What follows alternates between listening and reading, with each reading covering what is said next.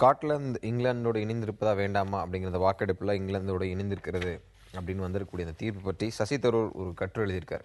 அதில் ஸ்காட்லாந்து வாக்கெடுப்பு பற்றி அந்த முடிவிலிருந்து இந்தியா பாடம் கற்றுக்கொள்ள வேண்டும், அந்த ஒற்றுமை உள்ளிட்ட விஷயங்கள்லேருந்து இந்தியா பாடம் கற்றுக்கொள்ள வேண்டும், பிரிவினை அப்படிங்கிறத அடிப்படையில் எதிர்க்கிறோம் அப்படின்னு சொல்லியிருக்காரு.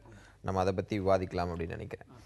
ஸ்காட்லாந்து விவகாரத்திலிருந்து பாடம் கற்றுக்கொள்ள வேண்டிய நிலைக்கு இந்தியா இருக்கிறது, இந்தியா பாடம் கற்றுக்கொள்ள வேண்டும் அப்படின்னு அவர் சொல்கிறதுக்கான அடிப்படை என்ன? அதுக்கு என்ன அடிப்படைன்னா, இப்போ இந்தியாவில் பல இடங்களில் இந்த பிரிவினைவாத குரல்கள் ஒலிக்கின்றன. அது அங்கே பிரிவினைக்கு எதிராக மக்கள் வாக்களித்திருக்கிறார்கள்.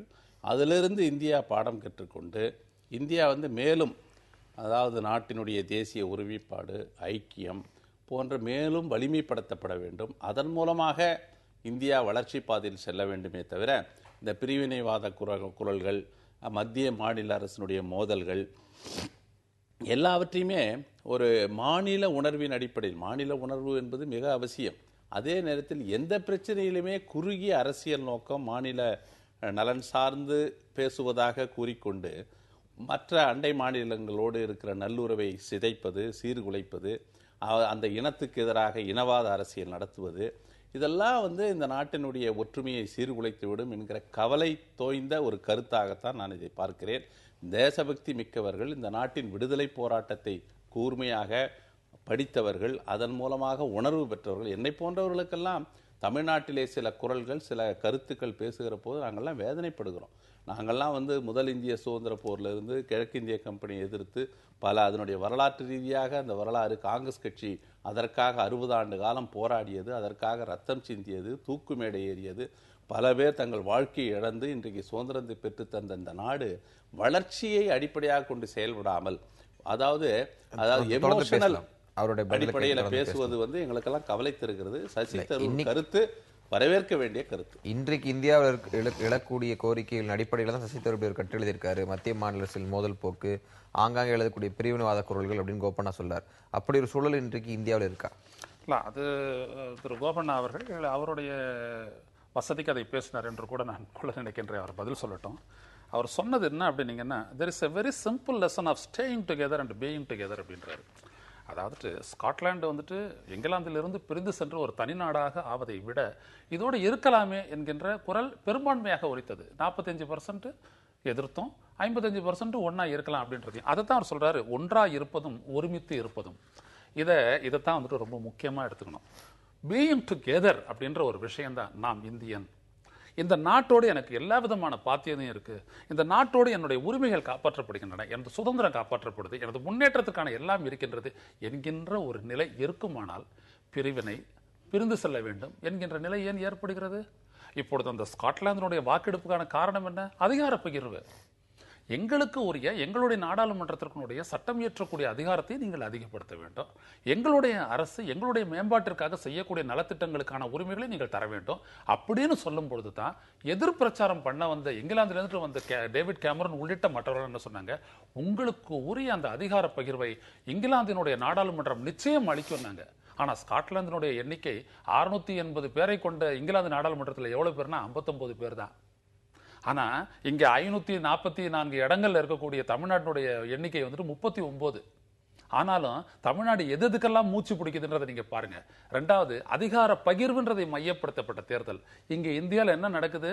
மாநில அரசுடைய அதிகாரங்கள் எல்லாம் முதல்ல கன்கரண்ட் லிஸ்டுக்கு, அதுக்கப்புறம் மத்திய அரசு கொண்டு போகப்படுது. உதாரணத்துக்கு சமீபத்தில் இருக்கக்கூடிய அந்த லேபர் லா, அந்த ஒரு விடயத்தை நீங்க பாத்தீங்க அப்படின்னம்னா, மாநில அரசு எதையும் தீர்மானிக்க கூடாது, எல்லாத்தையுமே தீர்மானிக்கக்கூடிய அதிகாரம் மத்திய அரசுக்கு உண்டு, நாடாளுமன்றத்துக்கு என்று சொல்லவில்லை, மத்திய அரசுக்கு உண்டுன்னு நீங்க சொல்ல வராங்க. அப்ப பிரச்சனையில இந்த பீயிங் டுகெதர் என்பது அடிப்படைதான் இல்லையா? ரெண்டாவது, நான் ஏற்கனவே குறிப்பிட்டதை போல மாநில முதல்வர் ஒருவர் ஒரு கோரிக்கையை வைத்து ஒரு கடிதம் ஒன்றை எழுதினால் அதற்கான பதில் உரிய விளக்கத்துடன் மக்களுக்கு தெரிவிக்கப்பட வேணும். அந்த அரசுக்கும் அனுப்பணும், மக்களுக்கு தெரிவிக்கணும். இப்படிப்பட்ட விடயங்கள்லாம் இல்லாத போது ஒவ்வொரு சிறிய குரலாக எழுந்தது. தேசிய உணர்வை பற்றி சொன்னார். நம்முடைய விடுதலை போராட்டம் மிகப்பெரிய அளவிற்கு சர்வபரி தியாகத்தோடு நடந்த அந்த விடுதலை போராட்டம், அந்த தலைவர்கள் கண்ட கனவா இன்னைக்கு இந்தியாவில் இருக்கு இல்லையே. அப்படி நீங்க இருந்திருந்தீங்க அப்படின்னம்னா இத்தனை பிரிவினை குரல் காஷ்மீர்ல எல்லா இடத்துலயும் ஒலிக்குமா? அதுதான் நீங்க கவனிக்கணும். அந்த பீயிங் டுகெதர் அந்த இடத்துல ரெண்டு விஷயத்தை வேறுபடுத்தி பார்க்கணும். இருக்கக்கூடிய சிஸ்டம் ஒன்று, அதை அமல்படுத்தக்கூடிய அரசியல் கட்சிகளுடைய அரசியல் நோக்கம் என்பது ஒன்று. அமல்படுத்தக்கூடிய அரசியல் கட்சிகளோட நோக்கம் சரியாக இல்லை அப்படிங்கிறதுக்காக ஒட்டுமொத்த சிஸ்டத்தை தவறு அப்படின்னு சொல்றது எப்படி சரியா இருக்கும்? சிஸ்டத்தை நான் எப்பொழுதுமே நான் தவறு சொல்ல வரல, அதான் நான் உணர்வை சொல்ல வரேன். நீங்க வந்துட்டு இந்தியா என்கின்ற அந்த உணர்வு அதுதான், அதாவது இந்தியா தேசியம் அப்படின்றது நல்லா சொல்லியிருக்காரு சசி தரூர். ஒரு காங்கிரஸ் கட்சி முறையாக மாநில அரசுகளுக்கு, நீங்க சொல்ற குற்றச்சாட்டு சரின்னு கூட வைத்துக்கலாம், முறையாக மாநில அரசுகளுக்கு உரிமைகளை வழங்கவில்லை, மாநில அரசு உரிமையை பறிக்குது அப்படிங்கிறதுக்காக மத்திய மாநில அரசு இந்த பெடரல் செட்டப் தவறு, அதுல இருந்து பிரிந்து போகக்கூடிய கோரிக்கை அந்த கட்சியினுடைய செயல்பாட்டில தான் துவங்குதுன்னு சொல்றது எப்படி சரியா இருக்கும்? அதுதான் அண்ணா இதுக்கு நல்ல விளக்கம் கொடுத்தாரு. என்ன சொன்னார்னா, பிரிவினை கோரிக்கையை 1963 கைவிடும் பொழுது பெரிய ஜனநாயகவாதி அவர் சொன்னாரு, நாங்கள் பிரிவினை கோரிக்கையை கைவிடுறோம், ஆனால் அதற்கான காரணங்கள் அப்படியே இருக்குதுன்னு சொல்லும் போது அதனுடைய விளைவாக வந்துதான் மாநில சுயாட்சின்றது. அப்புறம் அந்த மாநில சுயாட்சின்றதை ஒரு பிரிவினை குரல் என்று கூட காங்கிரஸ்காரர்களின் தலைவர்களில் சிலர் விமர்சித்திருக்கிறார்கள். ஆனா அப்ப என்னாச்சு பின்னாடி? Justice Sarkaria commission, justice Rajamannar commission, இது ரெண்டும் போட்டு அது ரெண்டும் போட்டு என்ன சொன்னாங்கன்னா, உள்ளபடியான ஒரு ட்ரூ ஃபெடரலிசம், உண்மையான ஒரு கூட்டாட்சி முறையை நாம் கொண்டு வருவதற்கு இந்த அதிகார பகிர்வும் இந்த செயல்பாட்டு சுதந்திரமும் அவசியம் என்பதை அவர்கள் ஒரு அறிக்கையாக வெளியிட்டார்கள். அதைத்தான் நான் குறிப்பிட்டேன். மத்திய அரசினுடைய, அதாவது ஒட்டுமொத்த அதிகாரத்தையும் தன்வசம் குவித்துக் கொள்ளக்கூடிய போக்கு அதிகரிப்பதால் தான் இது போன்ற பிரிவினை குரல்கள் எழுகின்றன ஐயனான் சொல்றது நீங்க எப்படி பாக்குறீங்க? இல்ல அது நீண்ட காலமாக அப்படி ஒரு குற்றச்சாட்டு சொல்லப்படுகிறது. ஆனால் அது உண்மை கிடையாது. மத்திய அரசுக்கென்று அதிகாரம் இருக்கிறது, மாநில அரசுகளுக்கு இங்க அவர்களுக்கு தேவையான அதிகாரம் இருக்கிறது. இந்த மத்திய மாநில அரசுகளுக்கு அப்பால உள்ளாட்சி அமைப்புகள் என்ற ஒரு அமைப்பை நாங்கள் ராஜீவ்காந்தி அவர்கள் அவருடைய கனவு திட்டத்தின்படி அவரால் நிறைவேற்ற முடியாமல் பின்னாலே நரசிம்மராவ் ஆட்சி காலத்தில் நிறைவேற்றப்பட்டு இந்த பார்ட்டிசிபேட்டரி டெமோக்ரஸி என்று மக்கள் பங்கேற்கிற ஒரு ஜனநாயகத்தை அந்த உள்ளாட்சி அமைப்புகளிலே உருவாக்கி 35 லட்சம் பிரதிநிதிகள் இந்தியா முழுவதும் இருக்கிறாங்க. அது மாதிரி ஒரு ஜனநாயகத்தை நான் உருவாக்கணும். மக்களுக்கு அதிகாரம் கொடுக்கறதுல காங்கிரஸ் கட்சியை விட எங்களுக்கு இருக்கிற அக்கறையை விட மற்றவர்களுக்கு இருப்பதாக கூறுவது எங்களால் ஏற்றுக்கொள்ள முடியாது. நாங்கள் மக்கள் நலன் சார்ந்து, மாநிலம்னா நாங்களும் 15 மாநிலங்களில் காங்கிரஸ் கட்சி ஆட்சி செய்கிறது, ஏதோ எல்லா மாநிலத்தையும் எதிர்கட்சி ஆட்சி செய்வதாக பேசக்கூடாது. ஏதோ நாங்கள் மாற்றாந்தாய் மனப்பான்மையோடு தமிழ்நாட்டுக்கு மட்டும் உரிமையை கொடுக்காமல் ஆந்திராவுக்கு உரிமையை கொடுப்பது போல எல்லாம் பேசக்கூடாது. அதாவது வாதங்களை நீங்கள் வைக்கிற போது ஏதோ மத்திய அரசு ஏதோ ஒரு அந்நிய அரசு போல நீங்க பேசுகிறீங்க. அப்படி கிடையாது. மத்திய அரசுடைய வலிமையே என்பது மாநிலங்களுடைய ஒரு உணர்வு மாநில கட்சிகளுக்கும் இங்க இருக்கக்கூடிய பல்வேறு அமைப்புகளுக்கும் ஏற்பட்டது. முழுக்க முழுக்க அவங்களுடைய சுயநலம் தான் அந்த மாதிரியான ஏற்படுவதற்கான அடிப்படை காரணங்களும் மத்திய அரசு எதுவுமே செய்யல. நான் கேட்கிறேன், மத்திய அரசு ஒரு தேசிய பயங்கரவாத தடுப்பு மையம் ஆரம்பிப்பதற்காக மாநில அரசை கலந்து பேசுகிற போது மாநில அரசு ஒத்துழைக்க மறுக்கிறது. ஆனால் மத்திய அரசு அப்படி கிடையாது. மாநில அரசு ஒரு கோரிக்கை வைத்தால் மத்திய அரசு பரிவுடன் கவனிக்கிறது. ஆனால் மாநில அரசு, குறிப்பாக தமிழக முதலமைச்சர், மத்திய அரசின் எந்த திட்டத்தையும் அவர் ஏற்றுக்கொண்டது கிடையாது. எல்லாவற்றையும் கடுமையாக எதிர்த்தார். எதற்கும் ஒத்துழைப்பு கொடுப்பதில்லை. மத்திய அரசில் இருக்கிற பிரதமரை சந்திப்பதில்லை, உள்துறை அமைச்சரை சந்திப்பதில்லை, நிதி அமைச்சரை சந்திப்பதில்லை.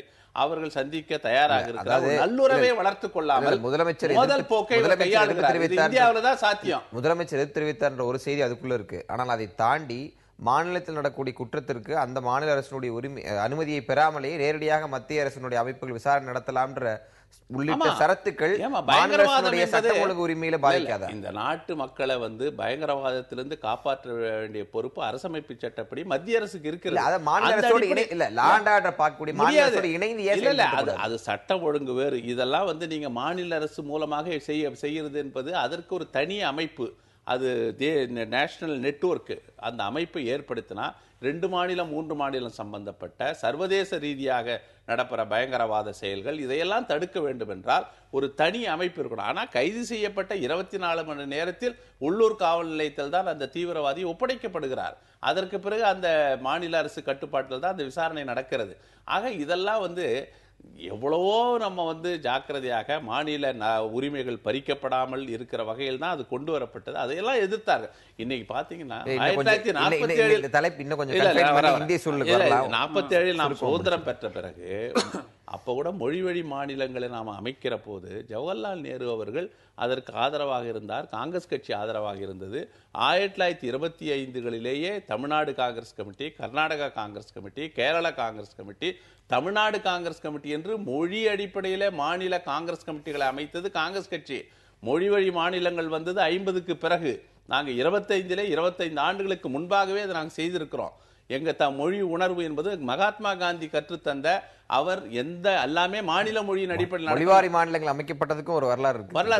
அந்த அடிப்படையில வந்தப்போ நீங்க உடனே அந்த அமைப்பு மொழிவழி மாநிலங்கள் தமிழ்நாடுன்னு அமைக்கப்பட்ட பிறகு உடனே ஏதோ தமிழ்நாடு தனி நாடு போலவும், தமிழ்நாடு ஒரு பேசுகிற தொனி என்பது தேசிய ஒருமைப்பாட்டுக்கு எதிராக, நிர்வாக ரீதியாக இங்க கூட தமிழ்நாடு என்று சொன்னால் இங்கே தமிழர்கள் இருக்கிறார்கள், மொழி சிறுபான்மையினர் இருக்கிறார்கள்.